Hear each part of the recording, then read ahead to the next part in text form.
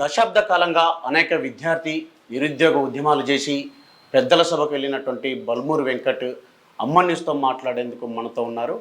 వారినే కొన్ని విషయాలని తెలుసుకుందాం. ప్రస్తుతం ఉన్నటువంటి రాజకీయ పరిస్థితులు కానీ, లేకపోతే ప్రభుత్వం పనితీరు కానీ, లేకపోతే వివక్షాలు చేస్తున్నటువంటి విమర్శలు, అనేక అంశాలపైన కూడా వారిని అడిగి తెలుసుకుందాం. వెంకట్ గారు నమస్కారం. నమస్తే అన్న. మీరు ముందుగా ఎమ్మెల్సీగా పెద్దల సభకు వెళ్ళినందుకు మేము అమ్మ న్యూస్ తరఫున కంగ్రాట్స్ తెలియజేస్తూ, థ్యాంక్ యూ అన్న. ముఖ్యంగా బల్మూరు వెంకట్ అనేక ఉద్యమాలు చేశారు, జైళ్ళ పాలయ్యారు. దేశంలో కూడా అనేక మంది, ఇటు ఎన్ఎస్ఐ కార్యకర్తలు కానీ, లేకపోతే యూత్ కాంగ్రెస్ కానీ, కాంగ్రెస్ పార్టీకి సంబంధించిన అనేక మంది నేతలు కూడా జైళ్ళ పాలైనటువంటి సందర్భం మనం చూస్తాను. కానీ రాహుల్ గాంధీ అనే వ్యక్తి, ఒక అగ్రనేత, బల్మూరు వెంకట్ను మాత్రమే పరిశీలించడానికి, అంటే పరామర్శించడానికి జైలుకి వచ్చి కూడా మిమ్మల్ని కలిసిపోవడం జరిగింది. అసలు అంటే బల్మూరు వెంకట్కు అంటే రాహుల్ గాంధీతో అంతా టైఅప్ అయింది. ఒక కార్యకర్తకి ఒక నాయకునికి ఉన్న సంబంధం నాది రాహుల్ గాంధీ గారిది.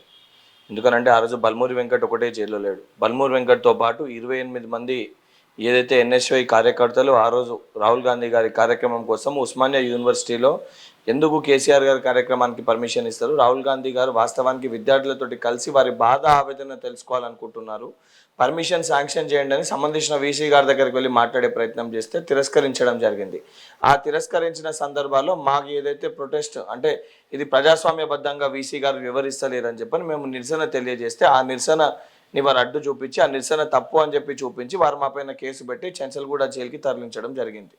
సో దాన్ని ఉద్దేశించి మా మనోభావాలు దెబ్బతిని మేము ధైర్యాన్ని కోల్పోతుంటే, అడ్డగోలుగా మా పైన కేసులు పెట్టి మా పైన దాడులు జరుగుతుంటే, ఆ రోజున్న ఏదైతే ఈరోజు మన గౌరవ ముఖ్యమంత్రి గారు పిసిసి అధ్యక్షునిగా ఉన్న వారు, సిఎల్పి నాయకులుగా ఉన్న బట్టి విక్రమార్క గారు ఇద్దరు కలిసి ఈ యొక్క కార్యకర్తలకి ధైర్యాన్ని ఇవ్వాలంటే, వీళ్ళ భావాలని, వీళ్ళ మనోభావాలు దెబ్బతినకుండా వీళ్ళకి పార్టీ అండదండగా ఉంది అని ఒక భరోసాని కల్పించాలి. రేపొద్దున మరికొంతమంది కార్యకర్తలు జైలుకి వెళ్లాల్సిన పరిస్థితి వచ్చినా పార్టీ అండగా నిలుస్తుందని ఒక మెసేజ్ని ఇవ్వాలనే ఉద్దేశంతో ఇక్కడ ఉన్న రాష్ట్ర నాయకత్వం, సిఎల్పి నాయకులు, అదేవిధంగా ముఖ్యంగా పిసిసి అధ్యక్షులు ఇద్దరు కలిసి ఆ రోజు రాహుల్ గాంధీ గారికి ఇక్కడ వాస్తవ పరిస్థితులను వివరించడం జరిగింది.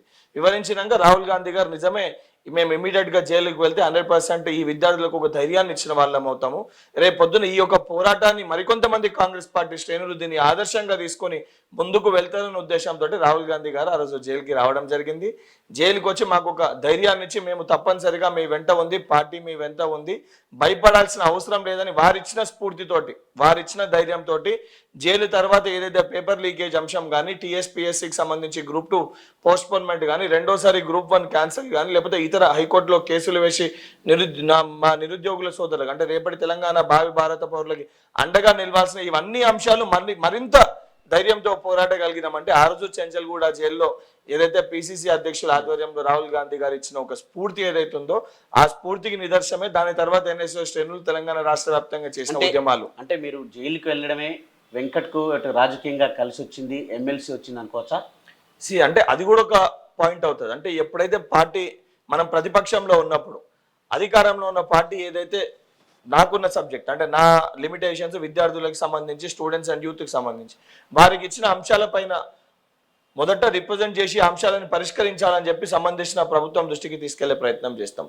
ఆ ప్రభుత్వం పట్టించుకొని పక్షాన ప్రశ్నించే గొంతుకల్ని అణచివేసి ఉద్యమాన్ని ఆపే ప్రయత్నం చేస్తే, ఆ ఉద్యమాలు చేయాలనుకున్న విద్యార్థులకి బాసటగా, వారికి అండగా నిలిచి వారి పక్షాన పోరాటం చేయాల్సిన ఒక బాధ్యత ప్రతిపక్ష పార్టీ విద్యార్థి సంఘ నాయకులది.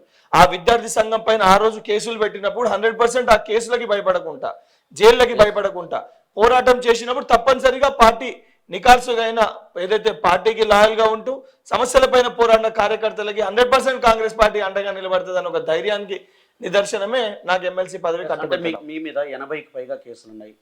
కొన్ని కేసులు కూడా, అంటే ఇప్పటికి మొత్తం పూర్తి స్థాయిలో కేసులు ఎత్తివేయబడ్డాయి. ఇంకా 88 కేసులు నా పైన అలానే ఉన్నాయి.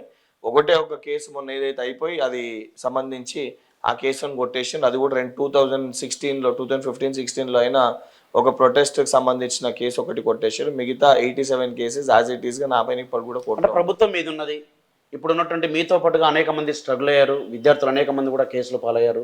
ఈ కేసులు ఏమన్నా కొట్టించేటువంటి ప్రయత్నం చేస్తారా? మేమేదో ప్రభుత్వము చాలా స్పష్టంగా మా ముఖ్యమంత్రి గారు అనేక సందర్భాల్లో చెప్పారు, ఇది ప్రజాస్వామ్యం, ఏదైనా ప్రజాస్వామ్యంలో ప్రజాస్వామ్యబద్ధంగా ఏదైతే జరుగుతుందో అదే రకంగా ప్రొసీజర్ ప్రకారం జరుగుతుంది తప్ప మేము అధికారంలోకి వచ్చినామని చెప్పి ఇమీడియట్గా మా పైన కేసులు ఎత్తేసుకోవడము, లేదు మేము అధికారంలో ఉన్నామని చెప్పి మా పవర్ని మిస్యూజ్ చేసే ఒక పరిస్థితి కాంగ్రెస్ ప్రభుత్వంలో ఉన్నాడు. ముఖ్యంగా మా ముఖ్యమంత్రి గారు అటువంటి నిర్ణయాలు తీసుకోరు. లీగల్గా ఏదైతే సంబంధించి జ్యుడిషియల్ పరంగా ఏదైతే ప్రాసెస్ ఉంటుందో ఆ ప్రాసెస్ ప్రకారంగా ఉన్న కేసులన్నీ కూడా ఎమ్మెల్యే ఎంపీ కోర్టుకి ట్రాన్స్ఫర్ అవుతాయి. అయిన తర్వాత మా సంబంధించిన పార్టీకి సంబంధించిన అడ్వకేట్స్ ఎవరైతే గతంలో ఉన్నారో మా పక్షాన, ఏదైతే గిరిధర్ రావు గారు కానివ్వండి, నర్సింగ్ కానివ్వండి, దామోదర్ రెడ్డి గారు కానివ్వండి, అయితే సంబంధించిన మా పార్టీ శ్రేణులు ఎవరైతే ఈరోజు అధికారికంగా ప్రభుత్వం తరఫున కాకుండా పార్టీ తరఫున ఉన్న అడ్వకేట్స్ ఎవరైతే ఉన్నారో వారి కేసులపైన వాదోపవాదాలు వినిపిస్తారు. వాస్తవాలకు సంబంధించి జ్యుడిషియల్ ముందు ఎక్స్ప్లెయిన్ చేస్తారు. ఎక్స్ప్లెయిన్ చేసి లీగల్గా ఏదైతే అందరిపైన ఏ రకంగా అయితే కేసులు కొట్టేస్తారో, కాకపోతే ఎమ్మెల్యే ఎంపీ కోర్టులో పెట్టి ఫాస్ట్గా అంటే ఇమీడియట్గా క్లోజ్ చేయడానికి ఇమీడియట్ ఒక 6 నెలల వ్యవధిలో ఈ కేసులన్నీ కూడా, ఎందుకంటే అవన్నీ కూడా నేను ఏది నా వ్యక్తిగత స్వార్థం కోసమో లేకపోతే ఏదో భూ కబ్జాలో వాటిపైన నా పైన కేసులు కాదు. ప్రజల సమస్యలపైన పోరాడుతుంటే, విద్యార్థుల సమస్యలపైన పోరాడుతుంటే, ముఖ్యంగా రేపటి తెలంగాణ భావి భారత పౌరులు బాగుండాలని చెప్పి వారి అంశాలు లేవనెత్తితే ఈ గొంతుని అణచివేయాలని చెప్పని ఆ రోజు నియంత్రణ పరిపాలించే కల్వకుంట్ల చంద్రశేఖరరావు గారు ఉద్దేశపూర్వకంగా నా పైన పెట్టిన కేసులు. అంటే మీరు ఇప్పుడు ఎమ్మెల్సీగా మండలికి వెళ్ళారు. మండలిలో కూడా మీరు చాలా తక్కువ మంది ఉన్నారు. కాంగ్రెస్ పార్టీకి సంబంధించినటువంటి సభ్యులు తక్కువ ఉన్నారు. 10 ఏళ్ళు అనేక విద్యార్థి ఉద్యమాలు చేశారు. అక్కడ కూడా సంఘర్షణేనా, మళ్ళీ అదే పోరాటమేనా? ఇప్పుడు ప్రతిపక్షంలో ఉన్నప్పుడు పోరాడాల్సిన పరిస్థితి వస్తుంది. సరే, ఈరోజు మండలిలో సంఖ్యాబలం మాది తక్కువ ఉన్నప్పటికీ ఈరోజు మేము ప్రజాస్వామ్యబద్ధంగా మా ముఖ్యమంత్రి గారు పరిపాలన అందిస్తున్నప్పుడు వాస్తవాలు ఏవైతే ఉన్నాయో మండల సభ్యులకి వివరించి ఆ సంబంధించిన ఏ ఉన్నా వారిని ఒప్పించాల్సిన ఒక బాధ్యత అధికార పక్షంగా మా పైన ఉంది. అందులో వయసులో చిన్నవాడిని, అందరికంటే చిన్నవాడిని కాబట్టి అందరినీ కూడా వాస్తవాలు చెప్పి అన్న అని చెప్పి అందరి దగ్గర ప్రేమ అనురాగాలతో వెళ్ళి ఇది తెలంగాణ భవిష్యత్తు కోసము, తెలంగాణ ప్రజల కోసము మీరు ఇప్పటికి కూడా ఆ దొర చెప్పినట్టు మీరు ఆ దొర మాటలు మీరు వింటే రేపటి తెలంగాణ సమాజం మిమ్మల్ని క్షమించదు. వాస్తవానికి ఎవరన్నా ఉద్దేశపూర్వకంగా వారి కుటుంబ సభ్యులు ఒకరిద్దరు ఆ మండలిలో ఉండి దీన్ని అడ్డుకునే ప్రయత్నం చేస్తే కూడా వాస్తవాలు వాళ్ళు చేసే ఈ తప్పులు వాళ్ళు చేసేటి అని చెప్పి ప్రజల ముందు తీసుకొని వస్తే 100% ప్రజలే రేపు పొద్దున వాళ్ళు క్షేత్రస్థాయిలో తిరిగేటప్పుడు ప్రజలే తగిన గుణపాఠం చెప్తారు. చిన్నోడు పెద్దల సభకి వెళ్ళిండు. ఏ విధంగా ఆస్వాదిస్తూ ఉన్నారు? ఇప్పటికీ 4 నెలలు అయిపోయింది. ఏ విధంగా ఆస్వాదిస్తారు? అన్న, నేను ఏది కూడా ఈరోజు పవర్ వచ్చిందని ఆస్వాదించడం కంటే ఎక్కువ ఈరోజు అదొక పెద్ద బాధ్యత లెక్క నేను భావిస్తున్నా. ఎందుకంటే బల్మూరి వెంకట్కి అవకాశం ఇస్తే ఒక యువకునికి, బల్మూరి వెంకట్ అనేది కేవలం నేను ఒక వ్యక్తిని కాదు, ఈరోజు కష్టపడ్డ ఒక యువకునికి, ఒక విద్యార్థి నాయకునికి పెద్దల సభలో అవకాశం కల్పిస్తే ఏ రకంగా పని చేయగలుగుతాడు, ఏ రకంగా సమాజానికి ఉపయోగపడగలుగుతాడు, ఏ రకంగా ఆయన యువ కులం ఏదైతుందో ఆ యువ కులానికి ఏ రకమైన రిఫార్మ్స్ తీసుకురాగలుగుతాడని చెప్పి యావత్ తెలంగాణ సమాజము, యావత్ భారతదేశంలో ఉన్న మన తెలుగు వారందరూ కూడా, యువత కూడా అందరూ కూడా గమనిస్తారు. సో ఇది రేపటి నాశోండి మరికొంతమందికి ఇది ఒక బాటని వేయాలంటే నేను చాలా చాకచక్యంగా ఒళ్ళు దగ్గర పెట్టుకొని ఎటువంటి పొరపాటు చేయకుండా సమస్యలు పరిష్కరిస్తూ వాస్తవానికి ప్రభుత్వం తీసుకొచ్చే స్కీమ్ని ప్రజలకు వివరిస్తూ ప్రజల సమస్యల్ని తెలుసుకుంటూ ఆ సమస్యని ముఖ్యమంత్రి గారి దృష్టికి తీసుకొని వెళ్ళి ఆ సమస్యల పరిష్కారానికి ఏదైతే నా వంతు పాత్ర పోషించడంని, ఇదన్నీ ఏంటంటే ఆన్ స్క్రీన్ కంటే కూడా ఆఫ్ స్క్రీన్ కూడా, అంటే ఈ చేసే ప్రతి అంశాన్ని కూడా బయట చూపించగలిగే ఒక పరిస్థితి కాదు అధికార పక్షంలో ఉన్న. ఈ యొక్క మార్గంలో అంటే మీరు ఎంచుకున్నటువంటి ఇటు ఉద్యమ మార్గం అంటే పంతాను మార్చి ఏమన్నా ఏంటో మీ కొత్తగా ఇప్పుడు ఎమ్మెల్సీకి ఎన్నికయ్యారు కదా, మీ పంతా మారేటువంటి అవకాశం? ఒకటి, ఎప్పుడన్నా కూడా ఆ రోజు సమస్యలు లేవనెత్తుతుండే మేము ప్రతిపక్షంలో ఉన్నప్పుడు. ఈ రోజు ఇతరులు ఎవరన్నా సమస్యలు, ఆ రోజు నాకు బాధ అనిపిస్తుండే, సమస్యలు ఏమనెత్తుతే ఎవడొచ్చి అధికార పక్షం వాడు ఇంటలేడు, మా సమస్యలు తెలుసుకుంటలేడు అని చెప్పని. ఆ బాధ ఆవేదన నాకు తెలుసు కాబట్టి నేను ముఖ్యమంత్రి గారితో మాట్లాడినా.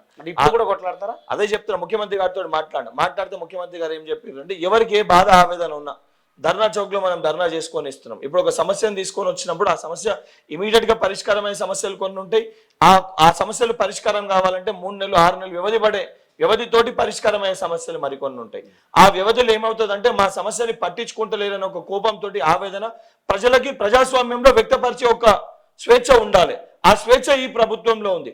ఆ వ్యక్తపరిచే సమయంలో ఏదైతే సంబంధించి ధర్నా చౌక్ లో కానీ ఇతర ఎక్కడైనా వాళ్ళు ధర్నాలు చేసినా నేరుగా నేనే ఆ ధర్నాల దగ్గరికి, ఆ దీక్షల దగ్గరికి వెళ్ళి వాళ్ళ సమస్యల్ని తెలుసుకొని ఆ సమస్యల్ని గౌరవ ముఖ్యమంత్రి గారి దృష్టికో సంబంధించిన మంత్రుల దృష్టికో తీసుకొని వచ్చి వాళ్ళని కల్పించి వాళ్ళ సమస్యలు ఈ ప్రభుత్వంలో పరిష్కారం అవుతాయి.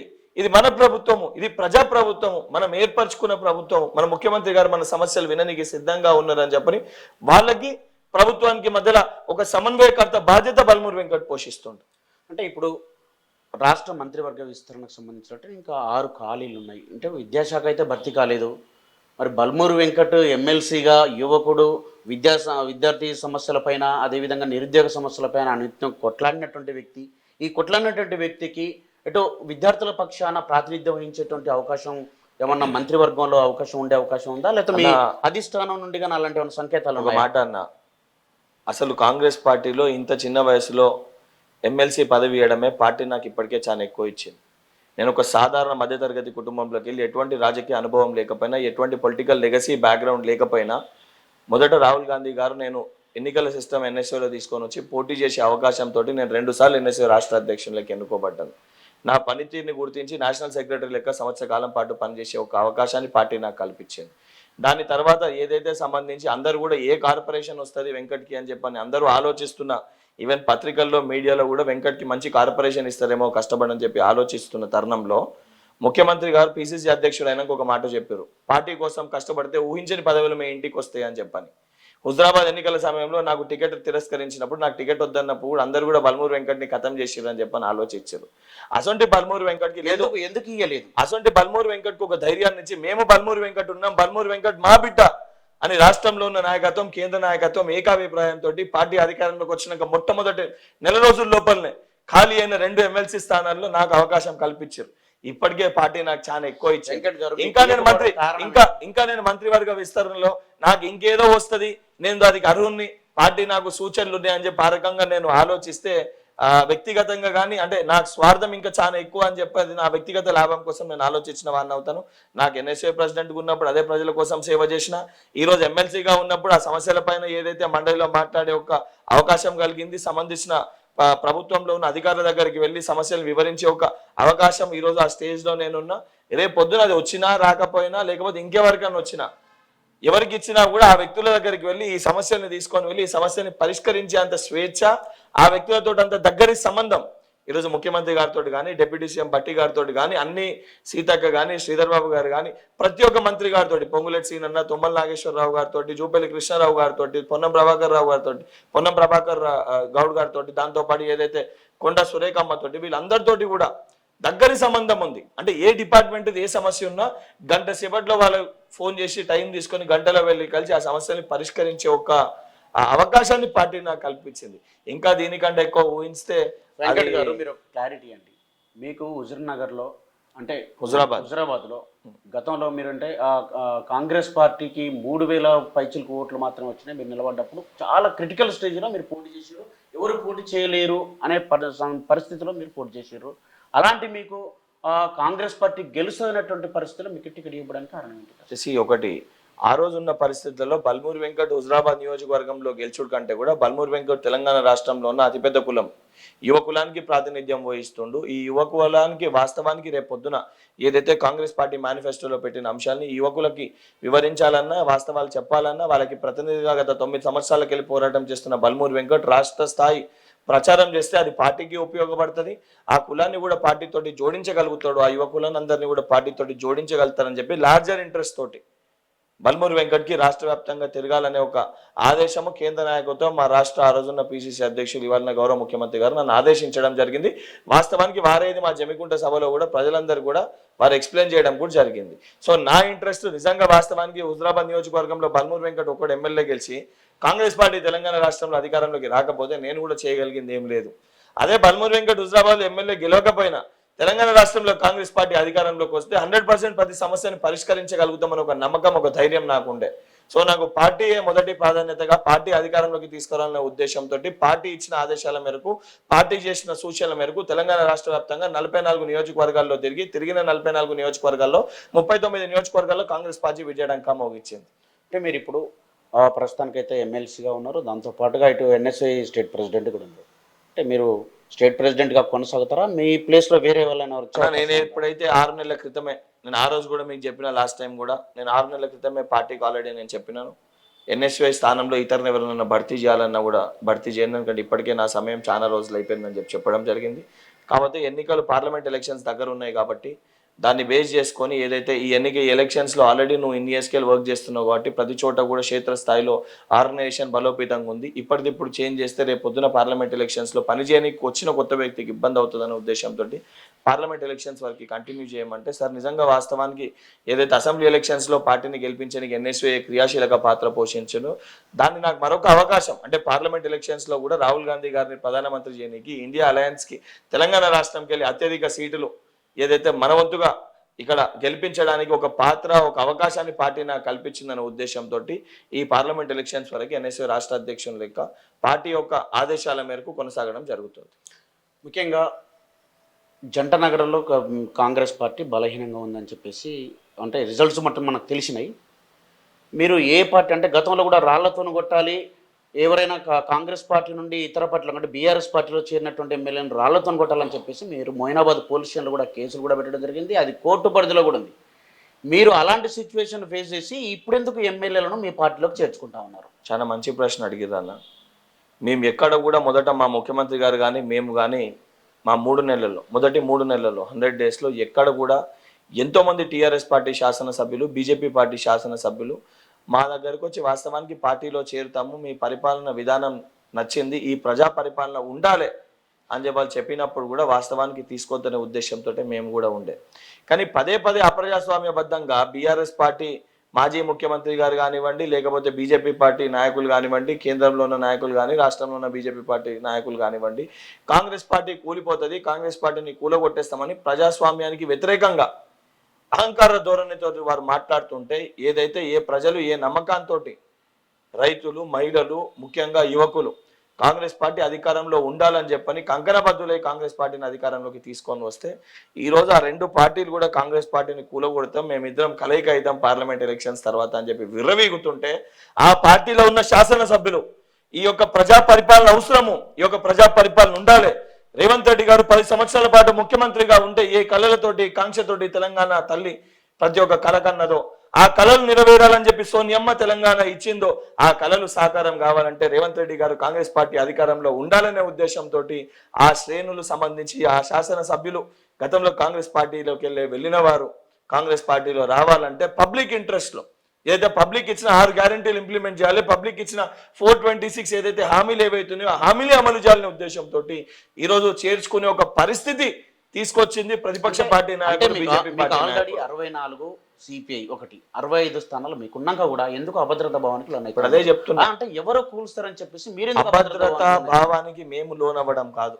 మనము గతంలో బీజేపీ పార్టీ అధికారంలో కేంద్రంలో ఉన్నప్పుడు అరుణాచల్ ప్రదేశ్లో కానీ ఇతర రాష్ట్రాల్లో మనం చాలా స్పష్టంగా చూసినాం ఎంత దారుణంగా అంటే వారికి అందుబాటులో ఉన్న ఏదైతే శక్తులని వాడుకొని ఏదైతే ఈడీ కానీ సంబంధించి వారి దగ్గర ఉన్న ఏదైతే సెంట్రల్ సంస్థలు ఏవైతే ఉన్నాయో వాటిని వాడుకొని కేంద్ర సంస్థల్ని వాడుకొని భయభ్రాంతులకు గురి చేసి కేసులు పెడతామని చెప్పి ఇక్కడ రేడ్లు చేసి వాళ్ళని పార్టీలోకి తీసుకున్న అనేక సంఘటనలు మనం చూసినాం. హేమంత్ బిశ్వా శర్మ కానీ, జ్యోతిరాదిత్య సింధియా కానీ కోర్ కాంగ్రెస్ పార్టీ లాయలిస్టులని 11 రాష్ట్రాలు 11 రాష్ట్రాల్లో వాళ్ళ రకంగా వివరించినప్పుడు ఇక్కడ కూడా ఎవరన్నా ఉద్దేశపూర్వకంగా అక్కడ ఎవరన్నా ఆ పరిస్థితికి తీసుకొని వస్తే అటువంటి పరిస్థితి రాదు, అటువంటి పరిస్థితి ఉండదు అని ఒక ధైర్యాన్ని ఇవ్వాల్సిన ఒక బాధ్యత కూడా పార్టీ కార్యకర్తలకి, పార్టీ శ్రేణులకి, పార్టీ నాయకత్వానికి ఒక బాధ్యత ఇవ్వాల్సిన అంటే ఆ ఒక నమ్మకాన్ని ఇవ్వాల్సిన బాధ్యత రేవంత్ రెడ్డి గారు కేవలము తెలంగాణ రాష్ట్ర ముఖ్యమంత్రి కాదు, టీపీసీసీ అధ్యక్షునిగా కూడా వారు కొనసాగుతారు. వారు ఆ ధైర్యాన్ని ఇచ్చే క్రమంలో వారు కాంగ్రెస్ పార్టీలో ఇంకోటి చేర్చుకుంటుంది వాళ్ళ పార్టీ శ్రేణులను కాదు. గతంలో ఏదైతే కాంగ్రెస్ పార్టీలో గెలిచి బీఆర్ఎస్ పార్టీ ఏదో ఉద్ధరిస్తుందని చెప్పి నమ్మి మోసపోయి ఆ పార్టీలోకి పోయి ఆ రోజే తిరిగి వద్దామని అనుకుంటే రాష్ట్రంలో అధికారంలో ఉన్న బీఆర్ఎస్ పార్టీ వారి చేతులున్న పోలీస్ యంత్రాంగాన్ని వాడుకొని భయభ్రాంతులకు గురి చేసి వాళ్ళని బయటికి వెళ్ళనివ్వలే. ఆ రోజు వాళ్ళని బయటికి వెళ్ళనీయకుండా వారితో వివరించిన తీరు పట్ల బుద్ధి చెప్పాలని చెప్పి తగిన గుణపాఠం చెప్పాలని చెప్పి కర్మ అని అంటారు చూడండి, ఈ రోజు ఆ కర్మ బీఆర్ఎస్ పార్టీ అనుభవిస్తుంది. తిరిగి వాళ్ళు అదే గుణపాఠం ఆ పార్టీకి చెప్పి ఈరోజు కాంగ్రెస్ పార్టీలో చేరుతారు. ప్రస్తుతానికి ఒకటే గేట్ ఎత్తేసినన్నారు ముఖ్యమంత్రి గారు, ఇంకెన్ని గేట్లు ఎత్తేసింది? గేట్లు ఎత్తాల్సిన అవసరం లేదు. అంటే వాస్తవానికి ఉన్న ఒక గేట్లో క్యూ కడితే అందరు చేరుతారు చేరాలనుకుంటే. కల్వకుంట్ల కుటుంబం తప్ప, వాళ్ళ కుటుంబం తప్ప. మరి వాళ్ళ కుటుంబం అంటే నేను అదే చెప్తున్నా, కల్వకుంట్ల కుటుంబంలో మళ్ళీ కేటీఆర్ కేసీఆర్ గారు ఇద్దరే వస్తారు. కవిత గారు హరీష్ రావు గారు కూడా అన్నుంటారో బీజేపీలో పోతారో కూడా పరిస్థితి తెలియదు. వాళ్ళ పరిస్థితి చక్కగా లేదు. కాంగ్రెస్లోకి వస్తే తీసుకుంటారా? కాంగ్రెస్ పరిస్థితులలో ఆ కుటుంబానికి సంబంధించి కవిత గారిని కానీ, హరీష్ రావు గారు కానీ, లేకపోతే కేటీఆర్ని కానీ, సంతోష్ రావు గారు కానీ, వీళ్ళెవరిని కూడా కాంగ్రెస్ పార్టీలో తీసుకునే పరిస్థితి లేదు. ఎందుకంటే యావత్ తెలంగాణ సమాజము ఈరోజు యావత్ తెలంగాణ సమాజానికి ద్రోహం చేసిన వ్యక్తులు వీళ్ళు. ఎందుకంటే వాళ్ళ అధికారంలో ఉన్నప్పుడు ఏ రోజు కూడా ప్రజల సమస్యల పరిష్కారానికి ఒక్క క్షణం కూడా ఆలోచించలేదు.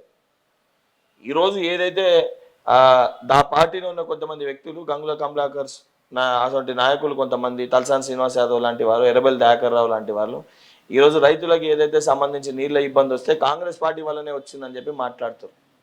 అంటే వీళ్ళు తీసుకున్న ఏదైతే అవగాహన లేకుండా తీసుకున్న కట్టిన ప్రాజెక్టులు కానివ్వండి, కాళేశ్వరం కానివ్వండి, మేడిగడ్డ కానివ్వండి, 10 సంవత్సరాల పాటు అధికారంలో ఉన్నప్పుడు ప్రాజెక్టుల పేరుట ఎట్లా దోచుకొని మా పొట్ట నింపుకున్నాము, మా కల్వకుంట్ల కుటుంబం ఎట్లా బాగుపడ్డదనే కోణంలో ఆలోచించారు తప్ప ప్రజల సంక్షేమం కోసం వారు ఆలోచించలే.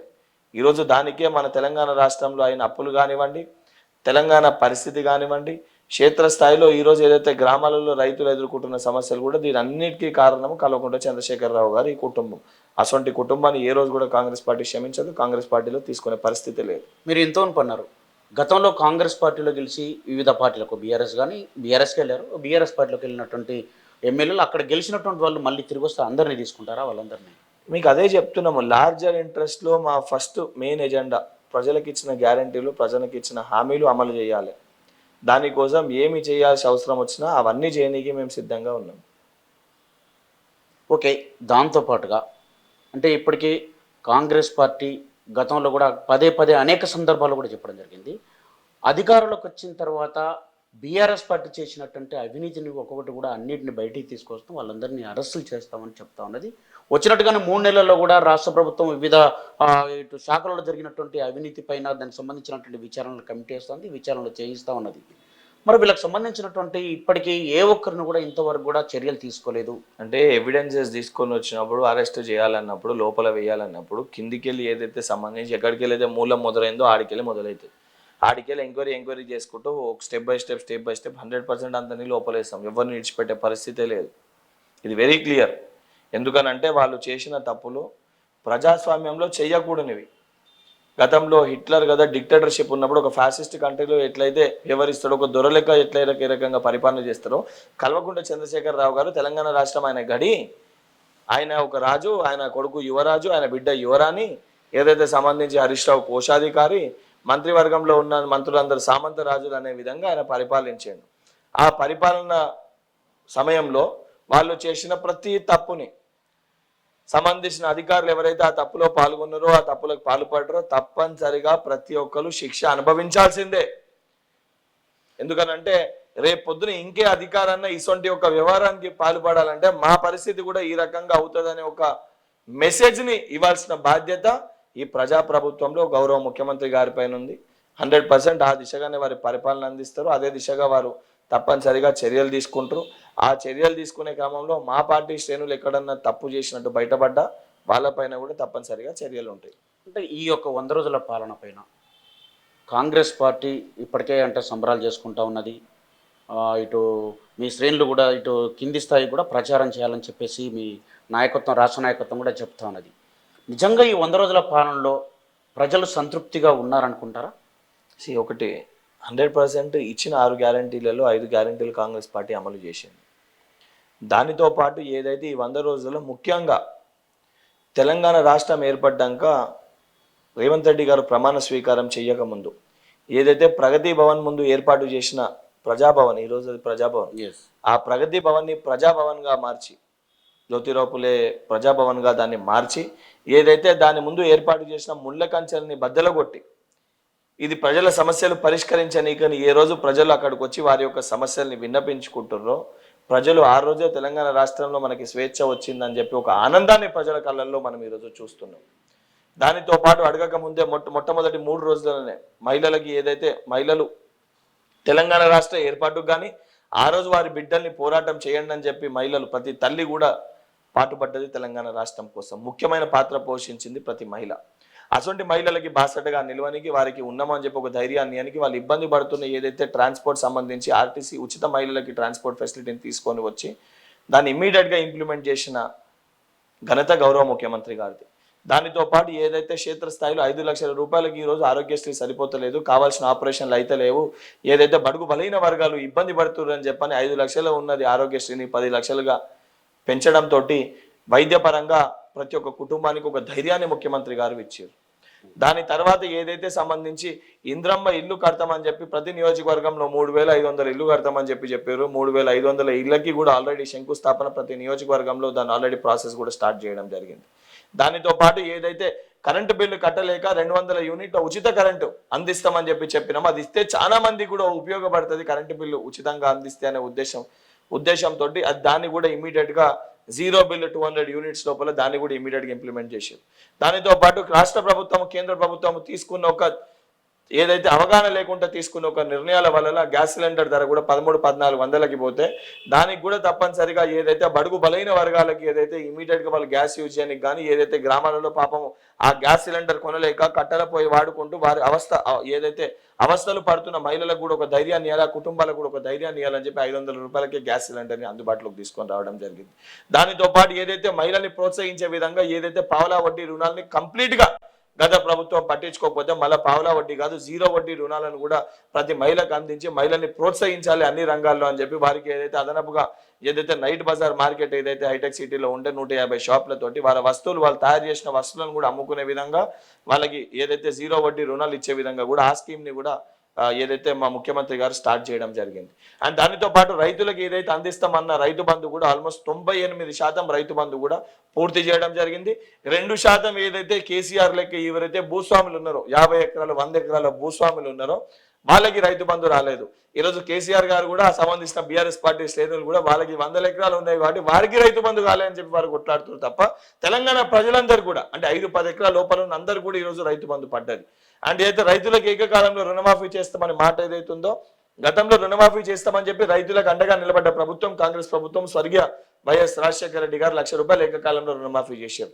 100% 2 లక్షల రుణమాఫీ కూడా ఈ కాంగ్రెస్ ప్రభుత్వంలో చేసి తీరుతాము. దానితో పాటు రైతులకు ఇస్తాన్న డ్రిప్ కానీ అంటే దానికి సంబంధించి మినిమం ఎంఎస్పి కానీ ఏది సంబంధించి బేసిక్ సపోర్ట్ ప్రైస్ మద్దతు ధర మినిమం సపోర్ట్ ప్రైజా బేసిక్ సపోర్ట్ ప్రైస్ ఏదైతే దానికి సంబంధించి రైతులకు సంబంధించి మద్దతు ధర కూడా ప్రతి పంటకి ఏదైతే సంబంధించి మేము రైతు డిక్లరేషన్ లో ఇచ్చినాము ఆ అదనంగా బోనస్ 500 అంటే రేట్స్ మేము ప్రకటించినాం కదా ఏ పంటని ఎంత కొంటామని చెప్పాలి ఆ ప్రకటించిన ధరలను కూడా కొనే విధంగా కానివ్వండి ఇంకేమన్నా రైతులకు సమస్యలు ఏమన్నా ఉన్నా కూడా ఆ సమస్యలన్నీ కూడా పరిష్కారాన్ని కూడా 100% కాంగ్రెస్ ప్రభుత్వం ముందుకు వస్తుంది ఆ ప్రతి సమస్యను పరిష్కరిస్తుంది. దానితో పాటు ఈరోజు అయితే కొన్ని విమర్శలు ఉన్నాయి. ఇటు మీరు ఇచ్చినటువంటి హామీలకు సంబంధించినటువంటి అంశంలో ఇటు మహిళలకు ఉచిత బస్సు ప్రయాణం అనేది ఇప్పటికే ఆర్టీసీ నష్టాలు ఉన్నది, ఆ భారం ఇంకా దాని మీద పడతా ఉన్నది. ఇటు డిస్కంలే చూసుకుంటే ఉచిత విద్యుత్ సంబంధించినటువంటి అంశం అక్కడ కూడా అట్లే ఉంది. పావల వడ్డీ రుణాలు అనేది బ్యాంకర్లు చూసుకుంటే వాళ్ళు ఏది కూడా ప్రత్యక్షంగా ఇటు ప్రభుత్వం నుండి ఒక విషయం అవగాహన లేకుండా మాట్లాడే వ్యక్తులకి అసలు తెలివి ఉందా తెలివి లేదా? రేపొద్దున ఇవన్నీ సంస్థల్ని కాపాడుకునే బాధ్యత ప్రభుత్వాన్ని కాదా? రేపొద్దున ఇవన్నిటికీ ప్రభుత్వంకి నిధులు కేటాయించకపోతే ఇది ఒక 6 నెలలు 1 సంవత్సరానికి ఇచ్చే స్కీములు కాదు కదా. 5 సంవత్సరాల పాటు ఈ సమస్య ఈ అన్ని స్కీమ్స్ని ఇంప్లిమెంట్ చేయాల్సిన బాధ్యత మా గౌరవ ముఖ్యమంత్రి గారి పైన మా క్యాబినెట్ పైన మా ప్రభుత్వం పైన లేదా? ఏదో మాట్లాడాలని చెప్పి ఏదో విమర్శించాలని చెప్పి ఏ స్థాయికి వీళ్ళు వెళ్ళిపోయారు అంటే మేము ప్రతిపక్షంలో ఉన్నప్పుడు ఏదైతే దళిత బంధు కానివ్వండి ఏదైతే సంబంధించి రైతులకు రైతు బంధు తీసుకొచ్చినప్పుడు మేము కనీసం హర్షం వ్యక్తం చేసినాం ఇది మంచి కార్యక్రమం అని చెప్పని. వీళ్ళు ఏ ఒక్క కార్యక్రమానికన్నా వీళ్ళు హర్షం వ్యక్తం చేసిర్రా ఈ రోజటి వరకు? కనీస ప్రతిపక్ష నాయకుడు ముఖ్యమంత్రి గారికి ఆ శుభాకాంక్షలను తెలియజేసిండా ముఖ్యమంత్రి అయినాక? దీనికంటే దారుణం ఏదన్నా ఉంటుందా? అంటే ఎంత కుళ్ళు కుతంత్రాలతోటి ఎంత కుళ్ళు కుతంత్రాలు వాళ్ళల్లో ఉన్నాయి చాలా స్పష్టంగా కనబడుతున్నాయి. అసెంబ్లీ వేదికగా అసెంబ్లీ జరుపుతూ మీకున్న మీరు తప్పు చేయలేదని అంటే మీరు వచ్చి కదా చర్చిద్దాము యావత్ తెలంగాణ సమాజం గమనిస్తుంది రండి మాట్లాడదామని చెప్పి మా ముఖ్యమంత్రి గారు పదే ఆహ్వానిస్తే ఒక్కరోజు కలవకుండా చంద్రశేఖరరావు గారు అసెంబ్లీకి వచ్చిర్రా? అసెంబ్లీకి రమ్మంటే అనారోగ్య కారణంగా అసెంబ్లీకి రాలేనన్నారు. నల్గొండ సభ రాపోనికి మటుకు శాతనైంది. ఇవన్నీ కూడా ఏంటంటే వాస్తవానికి కాంగ్రెస్ పార్టీ అధికారంలో ఉన్నప్పుడు అధికార పక్షం ఎంత అవసరమో ప్రతిపక్షం కూడా అంతే అవసరం అని చెప్పి నమ్మే పార్టీ కాంగ్రెస్ ప్రభుత్వం. ఆ ప్రతిపక్ష పార్టీ హోదాని ప్రజలు బీఆర్ఎస్ పార్టీకి కల్పించారు. ఆ ప్రతిపక్ష నాయకునిగా కల్వకుంట్ల చంద్రశేఖరరావు గారు ఉన్నారు. నిజంగానే తెలంగాణ ప్రజల సమస్యల పరిష్కారానికై నువ్వు పాటుపడాలి, తెలంగాణ ప్రజల బాగు కోసం నువ్వు ఆలోచిస్తున్నావు అని అంటే ప్రతిపక్ష నాయకునిగా నువ్వు అసెంబ్లీకి వచ్చి మేము తీసుకున్న నిర్ణయాల్లో ఏమన్నా తప్పులున్నా వీటినన్నా సవరించుకోవాలన్నా అసెంబ్లీ వేదికగా ఆ యొక్క నీ ఆలోచనలు సలహా సూచనలు నువ్వు మా ముఖ్యమంత్రి గారి దృష్టికి మా ప్రభుత్వం దృష్టికి తీసుకొని వస్తే నువ్వు నియంత్రణ లెక్క పరిపాలించినావు. కానీ మా ప్రభుత్వం 100% నువ్వు ఇచ్చిన సలహా సూచనలు కూడా పరిగణలోకి తీసుకొని తెలంగాణని ఏదైతే అభివృద్ధి పదంలో ముందు తీసుకువెళ్ళనీకి 100% ప్రతిపక్ష నాయకులు ఇచ్చిన సలహా సూచనలు కూడా స్వాగతించే ప్రభుత్వం మా ప్రభుత్వం. ఇదే నిజమైన ప్రజాస్వామ్యం. ఎస్ వెంకట్ గారు, మీరేమో 30,000 ఉద్యోగాలు ఇచ్చినాం అని చెప్తా ఉన్నారు. అవన్నీ మేము ఇచ్చిన నోటిఫికేషన్లే.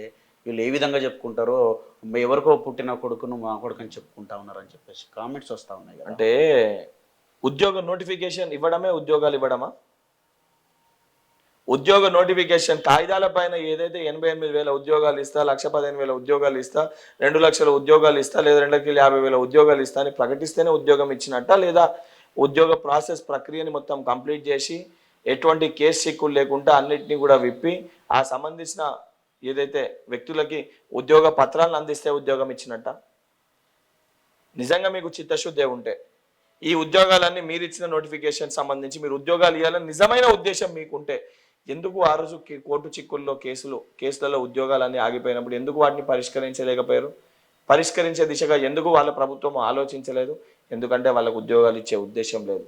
నామమాత్రానికి నోటిఫికేషన్లు ఇచ్చి ఎన్నికల సమయంలో మేము ఉద్యోగాలు ఇస్తున్నామని చెప్పని దాని రాజకీయ లబ్ధి కోసం వాడుకునే ప్రయత్నం బీఆర్ఎస్ పార్టీ చేసింది. ఈ రోజు ప్రతి ఒక్క విద్యార్థి కూడా నమ్మకాన్ని కోల్పోయిండు.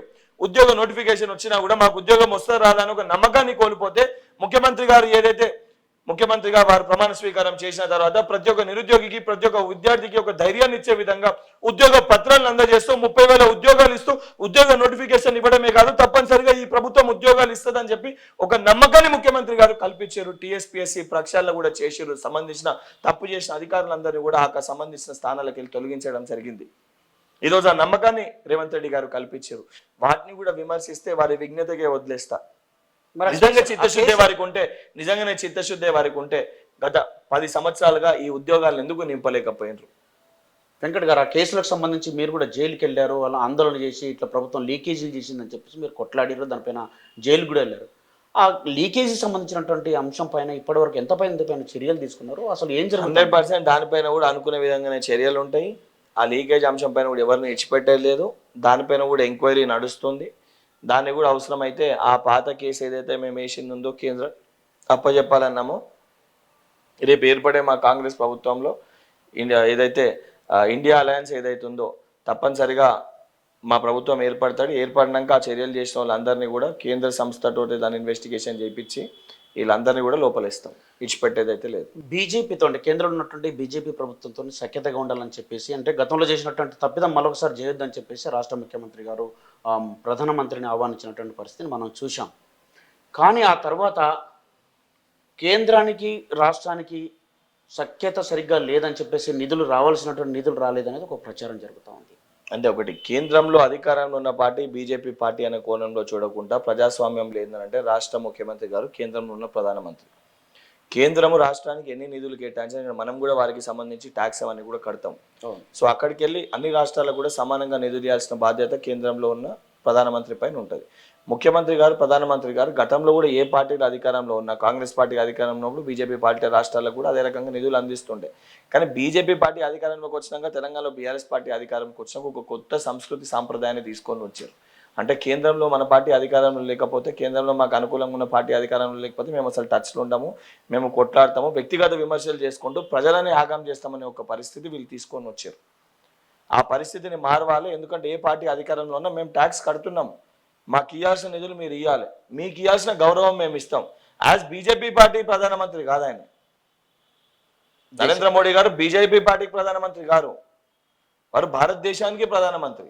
సో ప్రధానమంత్రి స్టేచర్లో ఆ పొజిషన్లో తెలంగాణ రాష్ట్రానికి వచ్చినప్పుడు రేవంత్ రెడ్డి గారు కాంగ్రెస్ పార్టీకి ముఖ్యమంత్రి కాదు, రేవంత్ రెడ్డి గారు తెలంగాణ సమాజానికి ముఖ్యమంత్రి. మీరు ఇప్పుడు సో ఆ పొజిషన్లో యాజ్ చీఫ్ మినిస్టర్ ప్రైమ్ మినిస్టర్ని కలుస్తారు.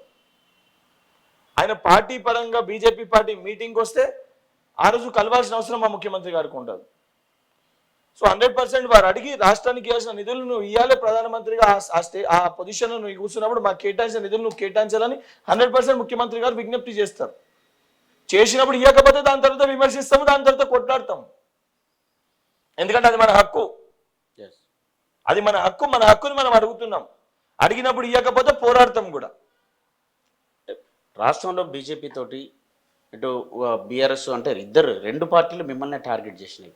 బీఆర్ఎస్కు కాంగ్రెస్కు మధ్యన ఒప్పందం ఉందని చెప్పేసి బీజేపీ వాళ్ళు, బీజేపీకి కాంగ్రెస్కు మధ్యన అవగాహన ఉందని చెప్పేసి బీఆర్ఎస్ వాళ్ళు. ఇప్పుడు చాలా స్పష్టంగా తెలుసు అసలు బీఆర్ఎస్ అంటేనే బీజేపీ రిస్తేదార్ సమితి అని. ఆ పేరు పెట్టిందే బీజేపీ వాళ్ళు బీఆర్ఎస్కి. అందుకే పేరు మార్చుకురు లోపాయుక ఒప్పందంతో. ఈరోజు చాలా స్పష్టంగా క్యాండిడేట్లను చూసుకున్నా కూడా బీఆర్ఎస్ పార్టీకి వెళ్ళి ఎక్కడైతే బీజేపీ పార్టీ ముఖ్యమైన నాయకులు పోటీ చేస్తున్నారో బీఆర్ఎస్ పార్టీకి వెళ్ళి అవగాహన లేకుండా బీజేపీ కనీసం తెలియని వ్యక్తులను తెచ్చి పోటీలో పెట్టారు. అంటే మ్యూచువల్ అండర్స్టాండింగ్ తోటి ఎలక్షన్స్లకు వారు వెళ్తుర్రు. ఏదైతే వారిపైన పడ్డ బురదని తూడ్చుకునే ప్రయత్నంలో భాగంగానే కల్వకుంట్ల కవిత గారిని లోపలేసి, లేదు మా మధ్యలో అసలు లోపాయిగా ఒప్పందం లేదు అని చెప్పని ఒక పెద్ద పొలిటికల్ డ్రామా వీళ్ళిద్దరు ఆడుతారు. ఇది యావత్ తెలంగాణ సమాజం అందరూ కూడా చూస్తారు. And Congress party BJP party తోటి కానీ, కాంగ్రెస్ పార్టీ బీఆర్ఎస్ పార్టీ తోటి కానీ పొత్తుండే అవకాశమే లేదని ప్రజలందరికీ తెలుసు. ఎందుకంటే బీజేపీ పార్టీ కాంగ్రెస్ పార్టీ రెండు జాతీయ పార్టీలు కొట్లాటనే మాకు ఈ రెండింటితోటి. ఇంకోటి రాష్ట్రంలో బీఆర్ఎస్ పార్టీ తోటి అసలు పొత్తుండే పరిస్థితి లేదని చెప్పి మా ముఖ్యమంత్రి గారు వెళ్ళే తీరు కానీ, మా ముఖ్యమంత్రి గారు వివరించే తీరు కానీ చాలా స్పష్టంగా కళ్ళకి కట్టినట్టుగా కనబడుతుంది. అసలు వాళ్ళు ఎంత బురద జల్లినా బొగ్గుని కదా వాళ్ళపైన వాళ్ళు రాసుకొని దాన్ని దూడ్చుకుంటారు. అది వాళ్ళకి స్ప్రెడ్ అయితే తప్ప అది మాకు అంటుకునే పరిస్థితి లేదు. ప్రజలకు కూడా తెలుసు. వెంకట్ గారు ఎక్కడైనా రాజకీయాలలో అంటే రాజకీయాల్లో సస్టైన్ కావడం కొరకు ఇంట్లో సభ్యులను జైలు పంపించుకున్నటువంటి పరిస్థితి ఉంటుందా? మీరు అన్నారు ఎంతో అనుకో కవిత అంటే అది మీకు అదే చెప్తున్నా, పంపించుకునే పరిస్థితి ఉంటుందా ఉండదా అని. అంటే ఇప్పుడు ఎలక్షన్స్ బిఫోర్ కూడా మీరే ఒక ఇంటర్వ్యూలో, సరే ఆ రోజు వేరే ఛానల్లో ఉన్నప్పుడు మీరు నన్ను అడిగినప్పుడు ఆర్ఎస్ ప్రవీణ్ కుమార్ గారు ఏదైతే కేసీఆర్ గారు పెట్టిన ఒక ఇత్తనం అంటే ఆ రోజు నన్ను యాక్సెప్ట్ చేయలేదు. అట్ట ఎట్లా అవుతుంది, లేదు వారు బీఎస్పీ చీఫ్ అని అన్నారు. పాపం ఎంతో మంది కూడా నమ్మి, మా దళిత సోదరులు కూడా ఆయన నమ్మి, లేదు ఈయన నిలబడతాడని చెప్పని బహుజన సమాజం కోసం ఈయన పాటుపడతాడన్న ఉద్దేశంతో బీఎస్పీ పార్టీలో చేరారు. ఇప్పుడు ఎన్నికల తర్వాత అది ప్రూవ్ అయింది కదా. ఎవరితోటైతే ఆయన సంబంధించి ఆయన విధుల్లోకి వెళ్ళి ఆయన సంబంధించిన పొజిషన్ ఇచ్చిపెట్టొచ్చు, ఆయన ప్రజలకు సేవ చేయాలని చెప్పి ఎవరిపైన కోపంతో ఆయన కొట్లాడినని చెప్పి పదే ఆయన మాట్లాడిండో పోయి ఆయనతోటే జతగట్టిండు కదా. ఆ పార్టీని ఈరోజు ఆయన చేరిండు కదా. ఇది కూడా అంతే. ఎలక్షన్స్ తర్వాత మీరే చూస్తారు. అయితే వీళ్ళిద్దరు కలయికనే అవుతుంది, లేదా కల్వకుంట్ల కవిత తన్నీరు హరీష్ రావు గారు ఇద్దరు బీజేపీ పార్టీలోనే చేరుతారు. ఇది 100% జరిగేది.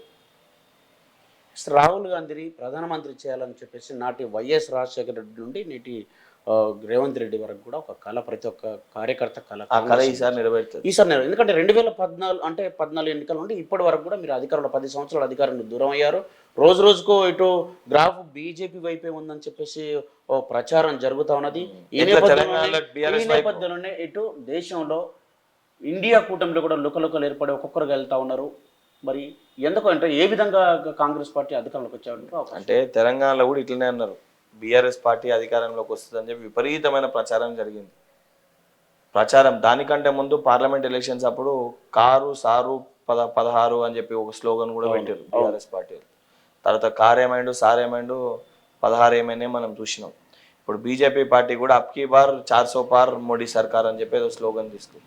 నిజంగా బీజేపీ పార్టీ అంత బలంగా ఉంటే ఎందుకు ప్రతి చోట కూడా ఇండియా అలయన్స్ని విడగొట్టే ప్రయత్నం చేస్తున్నారు, విభజించే ప్రయత్నం చేస్తున్నారు? ఆ సంబంధించిన నాయకులను ఎందుకు చేర్చుకుంటారు? మొదటి ప్రశ్న. పొత్తులు కూడా పెట్టుకుంటారు. ఎందుకు పొత్తులు పెట్టుకుంటారు? నిజంగా అంత ఇండివిజువల్గా అంత స్ట్రాంగ్ ఉంటే ఎందుకు ఆ పార్టీలతోటి పొత్తులు పెట్టుకునే ప్రయత్నం చేస్తారు? రెండోది, ఏదైతే కాంగ్రెస్ పార్టీలో కంప్లీట్గా మేము పక్కకు పెట్టేసి ఇంక అయిపోయింది అని చెప్పి కొత్త రత్నాన్ని మేము ప్రోత్సహిస్తే అలిగిన ఏదైతే మా సీనియర్ నాయకులను ఎందుకు బీజేపీ పార్టీలో చేర్చుకుంటారు? చేర్చుకొని వారికి రాజ్యసభ పదవులు అసలు పెద్ద పెద్ద పదవులు ఎందుకు కట్టబెడతారు? రెండో క్వశ్చన్. మూడోది, నిజంగా బీజేపీ పార్టీ ఒక ఐడియాలజీతో ఒక సిద్ధాంతాలతో ఉందా లేదా అనేది బీజేపీ పార్టీ శ్రేణులు, బీజేపీ పార్టీ కార్యకర్తలు, నికార్సైన ఆర్ఎస్ఎస్ కార్యకర్తలు ఈరోజు వాళ్ళకే ఒక డౌట్ రావాలి. తెలంగాణలో బీజేపీ పార్టీ శ్రేణులు కూడా ఆలోచించాలి. అసలు సిద్ధాంతాలకి సంబంధం లేకుండా సిద్ధాంతాలతోటి సంబంధం అంటే ఏ సిద్ధాంతాలతో అయితే బీజేపీ పార్టీ పుట్టిందో ఆ సిద్ధాంతాలు అన్నింటినీ పక్కన పెట్టి అది కంప్లీట్గా దోచుకున్నది దాచుకోవాలి, దాచుకున్నది మా బీజేపీ పార్టీకి సంబంధించిన ఏదైతే నాయకులకి పంచిపెట్టాలనే విధంగా వారి పరిపాలన అందిస్తారు అనేది కళ్ళకి కట్టినట్టుగా కనబడుతుంది.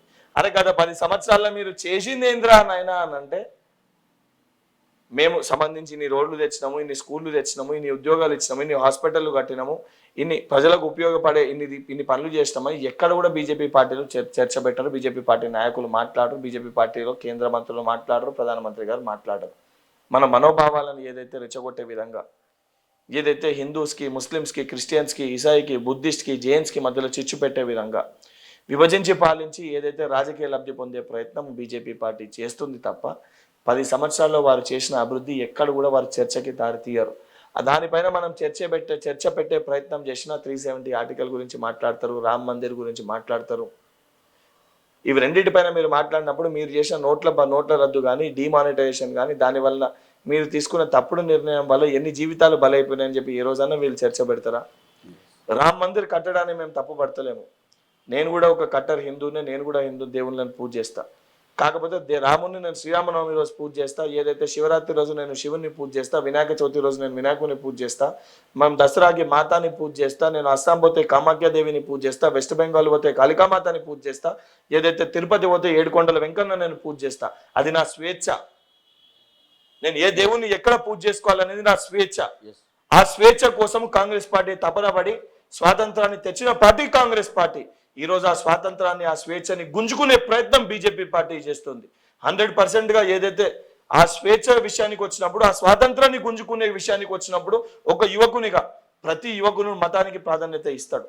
కానీ దానికంటే ముఖ్యమైన ప్రాధాన్యత ఇచ్చేది స్వేచ్ఛకి, స్వాతంత్రానికి. మా స్వేచ్ఛని, స్వాతంత్రాన్ని మా దగ్గర గుంజుకునే ప్రయత్నం చేసినప్పుడు తెలంగాణ రాష్ట్రంలో ఉన్న యువత, భారతదేశంలో ఉన్న యువత అందరూ ఏకదాటిపైకి వచ్చి ఈ స్వాతంత్రం మాకు కావాలి, ఈ స్వాతంత్రం కోసం ఎంతో మంది వాళ్ళ ప్రాణ త్యాగాలు చేసి ఆంగ్లేయులను తెలంగాణ రాష్ట్రానికి వెళ్ళి తరిమి కొట్టిర్రు. మళ్ళీ ఆ స్వాతంత్రాన్ని మా దగ్గరికి వెళ్ళి మీరు గుంజుకొని మళ్ళీ మీ పాలట మీరు ఏదైతే మీరు ఆ రకంగా మళ్ళీ మమ్మల్ని పరిపాలించాలి, నియంత్రణ లెక్క బీజేపీ పార్టీ పరిపాలించాలని అనుకుంటే 100% మేము పోరాటం చేస్తాము. ఆ పోరాటం చేసినప్పుడు ఇండియా అలయన్స్ ని గెలిపిస్తే మా స్వాతంత్రం మాకు ఉంటుందని ఒక నమ్మకాన్ని మాకుంది కాబట్టి ఇండియా అలయన్స్ ని గెలిపించుకుంటాము, రాహుల్ గాంధీ గారిని ప్రధానమంత్రి చేసుకుంటాము. ఆ ధైర్యం, ఆ నమ్మకం మాకుంది. ఈ వాస్తవ పరిస్థితులు కూడా రేపు తెలంగాణ రాష్ట్ర వ్యాప్తంగా బల్మూరి వెంకట్ యువకులకు తెలియజేస్తాడు. అవసరమైతే పార్టీ అవకాశం ఇస్తే భారతదేశ వ్యాప్తంగా కూడా తిరిగి దేశవ్యాప్తంగా ఉన్న యువతకు కూడా ఈ వాస్తవ పరిస్థితుల గురించి ఎక్స్ప్లెయిన్ చేస్తాము. దానికి చిన్న 2-3 ఎగ్జాంపుల్ చెప్తా. స్వాతంత్రాన్ని ఏ రకంగా గుంజేసుకుంటున్నారో. కరోనా సమయంలో ఏదైతే సంబంధించి పల్లాలు తీసుకొని, గరిటలు తీసుకొని బయటికి వెళ్ళి మీరు పల్లాలు గరిటెలతోటి కొట్టండి, కరోనా పారిపోతుందని చెప్పని బీజేపీ పార్టీ ఏదైతే మన గౌరవ ప్రధానమంత్రి గారు ఒక మెసేజ్ ఇచ్చారు. కరోనా అనేది నిజంగా పల్లెంతో గరిటెతోటి పట్టుకొని కొడితే కరోనా వెళ్ళిపోతుందా అండి? ఏదైతే సంబంధించి లైట్లు బంద్ చేసేయండి, కరోనా పారిపోతుందని చెప్పి బీజేపీ పార్టీ కేంద్ర మంత్రులు స్టేట్మెంట్ ఇస్తారు. అంటే ఏం మాట్లాడుతున్నారండి?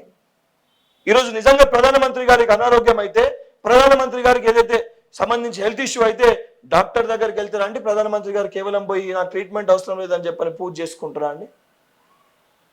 హాస్పిటల్కి వెళ్ళి ఏదైతే డాక్టర్ని కలిసి నీకు అవసరమైన సర్జరీ చేయించుకొని ఆ సర్జరీ మంచిగా జరగాలని చెప్పి దేవుణ్ణి ప్రార్థిస్తాము. దేవుడు అనేది నమ్మకం, నమ్మకాన్ని నేను గౌరవిస్తా. కానీ నాకు అవసరం మొదటి ప్రాధాన్యత. హాస్పిటల్ అనేది అవసరం మనకు ఉన్నప్పుడే నమ్మకాన్ని మనం ప్రార్థిస్తాం, పూజిస్తాం. ఈరోజు అవసరాన్ని గుంజేసుకొని కేవలం నమ్మకంతో బీజేపీ పార్టీ రాజకీయం చేసే ఒక పరిస్థితి తీసుకొని వస్తుంది. దానిపైన మేము పోరాటం చేస్తున్నాం. మాది ఐడియాలజికల్ ఫైట్. అంటే ఇలాంటి పరిస్థితుల్లో ఒకవైపు బెంగాల్లో కూడా మమతాజీ ఆమె సొంతంగా పోటీ చేస్తూ ఉన్నది. మీకు చాలా రాష్ట్రాల్లో కూడా ఇటు లేదు. కాంగ్రెస్ పార్టీ 56 స్థానాల్లో ఆ స్థాయికి వచ్చింది.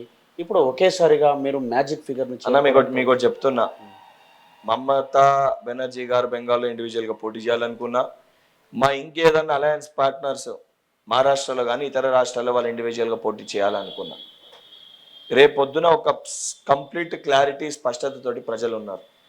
రేపొద్దున వన్స్ ఒకసారి ఎలక్షన్స్ అయిపోయినాక మా అలయన్స్ పార్ట్నర్స్ అందరూ ఎవరైతే ఈరోజు ఉన్న సీట్ షేరింగ్ ప్రకారం కానీ ఉన్న వాళ్ళ వ్యక్తిగత ఆ సంబంధించి పార్టీలో ఉన్న అక్కడ పరిస్థితుల రీత్యా వారు ఈరోజు వెళ్ళొచ్చు. కానీ ఇండియా అలయన్స్ ఎప్పటికీ విడిపోదు. ఇండియా అలయన్స్ అనేది కలిసికట్టుగా ఉంటుంది. 100% రేపు అందరు వీళ్ళు ఏకదాటిపైకి వస్తారు. ఏదైతే ఎన్డీఏ అలయన్స్ ఉన్న కొన్ని పార్టీలు కూడా ఈరోజు మోడీ ఈ ప్రచారాన్ని చూసి మోడీయే వస్తాడని చెప్పి భయంతో లుకలతోటి గతంలో కదా బీఆర్ఎస్ పార్టీ తోటి భయంతో చాలా మంది శ్రేణులు ఉండే. కానీ బీఆర్ఎస్ పార్టీ అధికారాన్ని కోల్పోయినా 30 రోజులనే పార్టీ మొత్తము లొట్టపోయింది. మేడి పండు చూడు మేలై ఉండును, పొట్ట విప్పు చూడు పొడుగులుండు అనే విధంగా బీఆర్ఎస్ పార్టీ ఎంత మంచిగా కనబడ్డది. ఒక్కసారి అది కుళ్ళిపోతుందని చెప్పి తెలంగాణ ఒక్కసారి తెలంగాణ లోపలన్నీ పొరుగులు ఉన్నట్టు కథమైనట్టు బీజేపీ పార్టీ కథమైందంటారు. బీజేపీ పార్టీ కూడా 100% ఈ రోజు ఒక్కసారి పోతుంది అని తెలవంగానే ఆ లోపల ఉన్న పరిస్థితులన్నీ కూడా బయటపడితే అందులో ఉన్న వాళ్ళు కూడా బయటికి వస్తారు. 100% ఇండియా అలయన్స్ అనేది ప్రభుత్వాన్ని ఏర్పాటు చేస్తుంది. మీరేమో కథమైతుంది అంటారు. బీఆర్ఎస్లో అత్యధిక స్థానాలు గెలుస్తూ ఉంటారు, 10 స్థానాలు గెలుస్తామని బీజేపీ అంటుంది. మీరు మీ సార్ ఇట్లా 14 స్థానాలకు ఎక్కువ గెలుస్తూ ఉంటారు. అంటే అన్న మేము చెప్పేది వాస్తవాలు చెప్తున్నాము, మేము జరిగేదే చెప్తున్నాము, జరగబోయేదే చెప్తున్నాము. ఎన్ని సీట్లు గెలుస్తుంది మీరు చెప్పండి? 16 స్థానాలు గెలుస్తాం. అంటే ఓడిపోయే స్థానం ఏదంటారు? అంటే అదే చెప్తున్నా, హైదరాబాద్లో గట్టి ఫైట్ ఇవ్వగలుగుతాం. ఎందుకంటే హైదరాబాద్లో ఉన్న పరిస్థితులు కానీ అక్కడ ఉన్న మా పార్టీ స్ట్రక్చర్ కానీ హైదరాబాద్లో కంప్లీట్గా గెలుస్తామని చెప్తే అదేదో నేను వాస్తవాలు మాట్లాడిన వాడిని కానీ ఆడ కూడా 100% టైట్ ఫైట్ ఇస్తాం. ఈసారి కరెక్ట్ క్యాండిడేట్ని ప్లేస్ చేస్తాము. కానీ 16 స్థానాల్లో మటుకు 100% పార్టీకి గెలిచే అవకాశాలు. అంటే హైదరాబాద్ స్థానంకు సంబంధించి బీఆర్ఎస్ కూడా గతంలో దోస్తీ చేసినటువంటి పార్టీ మీద బలమైనటువంటి క్యాండిడేట్ పెట్టలేదని, ఇప్పుడు కూడా కాంగ్రెస్తో ఎంఐఎం దోస్తీ చేస్తుంది కాబట్టి బలమైనటువంటి క్యాండిడేట్ని పెట్టరని మీకు అదే చెప్తున్నా. అక్కడ కూడా బలమైన పోటీ ఇస్తాము. కానీ గెలిచే పరిస్థితులు ఏ రకంగా ఉంటే అక్కడ ఉన్న ఈక్వేషన్స్ ప్రకారము చెప్పాలి. ఇప్పుడు నేను ఏదో చెప్పాలని చెప్పి అన్న 17 గెలుస్తామనంటే అదేదో నేను జోక్గా మాట్లాడినట్టు అవుతుంది. కానీ 16 స్థానాల్లో 100% కాంగ్రెస్ పార్టీకి కంప్లీట్గా గెలిచే ఒక అవకాశం ఉంది. కానీ ఆ 17వ స్థానంలో మటుకు దోస్తీ మాకు వాళ్ళతో ఎక్కడ లేదు. మేము ఆడ క్యాండిడేట్ని పెట్టుకుంటలేము. మరి మీరెందుకు బీఆర్ఎస్ క్యాండిడేట్ని తీసుకొచ్చి కాంగ్రెస్లో నిలబెడతాం? ఎవరిని తీసుకొచ్చి అరే ఆ పార్టీలో క్యాండిడేట్లు అంతా మా క్యాండిడేట్లే. మీకు అదే చెప్తున్నా, దానం నాగేందర్ గారు బీఆర్ఎస్ పార్టీ క్యాండిడేటా? MP candidate. అరే అసలు కలవకుండా చంద్రశేఖరరావు పుట్టింది ఎక్కడ? ఈ రోజు అమ్మ మొత్తుకుంటున్నారు పార్టీ వాళ్ళు బీఆర్ఎస్ క్యాండిడేట్లు మా క్యాండిడేట్లను పట్టుకోతారు. అరే మీ నాయకుడు పుట్టిందే మా పార్టీ రా నాయన. అసలు కలవకుండా చంద్రశేఖరరావు పుట్టుక జరిగిందే కాంగ్రెస్ పార్టీలా. అసలు వారెక్కడిది, వాళ్ళ పార్టీ ఎక్కడిది? ఇంకోటి క్యాండిడేట్లని ప్లేస్ చేసి వాళ్ళ పార్టీలు ఉన్నోళ్ళు ఈ పార్టీ వద్దురానైనా మమ్మల్ని ఇన్ని రోజులు భయపెట్టి భయభ్రాంతులకు గురి చేసి మా పార్టీలో పెట్టుకురు, మాకు అన్యాయం చేసిరని చెప్పని వాళ్ళు ఈరోజు బయటికి వస్తారు. అండ్ పబ్లిక్ పల్స్ ప్రకారం, ఒపీనియన్ ప్రకారం, ఏదైతే గ్రౌండ్ లెవెల్లో ఉన్న రిపోర్ట్ ప్రకారం మేము లిస్ట్ తీసుకొని మేము వాళ్ళకి టికెట్స్ కేటాయిస్తున్నాము. అన్న మాది కూడా ఒక పొలిటికల్ పార్టీ. పబ్లిక్ ఇంట్రెస్ట్ ప్రకారం సర్వేల ప్రకారం మేము కూడా పనిచేస్తాం. ఇంకోటి ఈ సర్వేని ప్రకారం పనిచేస్తాక మేము ఎక్కడ కాంగ్రెస్ పార్టీ కార్యకర్తలకు అన్యాయం చేస్తలేము. మేము క్యాండిడేట్లో ఎవరన్నా ఇస్తే ఏంటంటే ఒరిజినల్ కాంగ్రెస్ వాళ్ళకి అన్యాయం జరిగితే మీరు అన్నట్టు వాళ్ళు కొట్లాడాలి. కానీ కాంగ్రెస్ పార్టీ శ్రేణులకు నామినేటెడ్ పదవులన్నీ నికార్సైన కాంగ్రెస్ పార్టీ కార్యకర్తలకు ఇస్తారు.